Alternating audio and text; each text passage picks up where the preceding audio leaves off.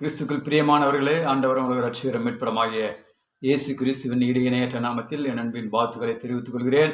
கர்த்தரும் ரொம்ப நல்லவராக இருக்கிறார். நேற்றும் என்றும் என்றும் எப்போதும் மாறாதவராக இருக்கிறார். வானத்தை பூமியும் உண்டாக்கின தேவாதி தேவன் உன்னையும் என்னையும் அவர் காத்து வழிநடத்தி கொண்டு வருகிறார். 2025 தேவன் அநேக வித காரியங்கள் நாம் கேட்டு இருப்போம். ஆனாலும் கர்த்தர் அதன் வேலையிலே எல்லாவற்றையும் நேர்த்தியாக செய்தார். சில வேலைகள் தாமதமாக இருந்தாலும் 2026 தேவன் சொல்கிற வார்த்தை பாருங்க. யோவான் 15ஆம் அதிகாரம் 7வது வசனம் சொல்கிறது, நீங்கள் என்னிலும் என் வார்த்தை உங்களிலும் நிலைத்திருங்கள், அப்போது நீங்கள் எதை கேட்டாலும் அதை நான் செய்வேன் சொன்ன கர்த்தர் இந்த நாளிலே தேவாதி தேவன் அவருடைய வார்த்தையிலே நாம் எப்போதும் நிலைத்திருப்போமானால் தேவன் அதனதின் வேலையிலே அதனதின் நாளிலே அதனதின் நேரத்திலே தேவன் எல்லாவற்றையும் அவர் செய்ய அவர் போதுமானவராக இருக்கிறார். தொடர்ந்து கர்த்தருடைய வார்த்தையை கேளுங்க.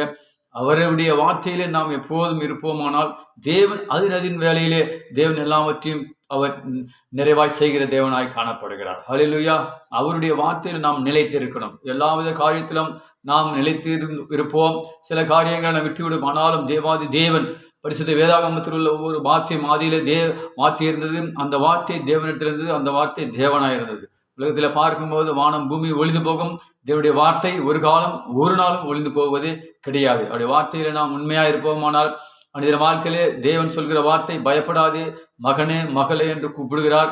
தேவாதி தேவன் உள்ளத்தின் ஆழத்திலிருந்து அவர் நாம் கூப்பிடும் போது கர்த்தர் எல்லாவித காரியத்திலும் அதனதின் வேலையிலே தேவன் நிச்சயமாய் செய்வார். 2026 எந்தவித காரியங்கள் பின்தங்கி இருக்கிறதோ எல்லாவற்றையும் நாம் கேட்கும்போது தேவன் நிச்சயமாய் அவர் செய்கிற தேவனாய் காணப்படுகிறார். God bless you. கர்த்தர் உங்களை ஆசீர்வதிப்பாராக. ஆமென், ஆமென், ஆமென்.